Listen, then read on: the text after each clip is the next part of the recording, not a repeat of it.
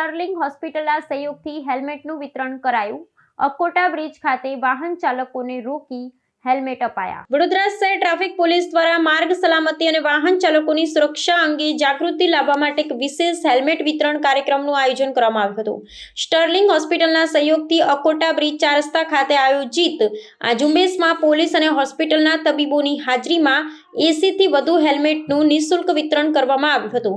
અગાઉ શાળાઓ, મહાવિદ્યાલયો, જાહેર માર્ગો અને ઔદ્યોગિક એકમોમાં પણ જાગૃતિ અભિયાન ચલાવવામાં આવ્યું હતું, જેના ભાગરૂપે આ વિતરણનો કાર્યક્રમ યોજાયો હતો।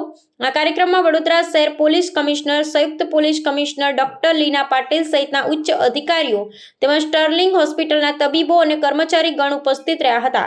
આ અવસરે માર્ગ પરથી પસાર થતા દ્વિચક્રી વાહન ચાલકો અટકાવી હેલ્મેટ લેવા માટે કતારમાં ઊભા રાખવામાં આવ્યા હતા।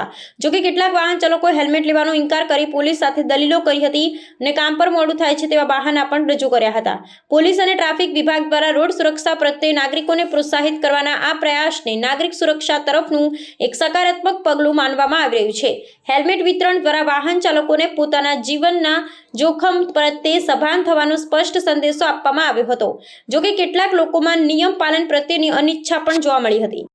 साथ में बच्चे को ऐसा लटका के नहीं, सुरक्षित करके बेल्ट के साथ चलाओ। आप युवा जो अपना एक साथी के साथ बैठे हो, आप खुद के सुरक्षा के कॉम्प्रोमाइज किए हो और साथी का भी। अगर घटना घटेगी, आपका ये हार्ड सरफेस को जब इम्पैक्ट होगा तो इम्पैक्ट और कोई भी शार्प नेल आपको पेनिट्रेट करके हेड इंजरी ऐसी होगी, शायद ये डॉक्टरों को भी आपका जान बचाना मुश्किल हो सकता है।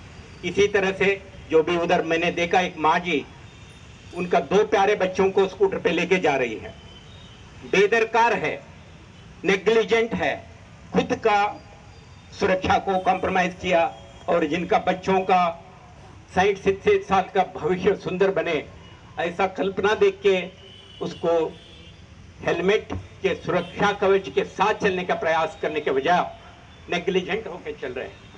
वडोदरा शहर पुलिस पिछले 1 साल से ऑलमोस्ट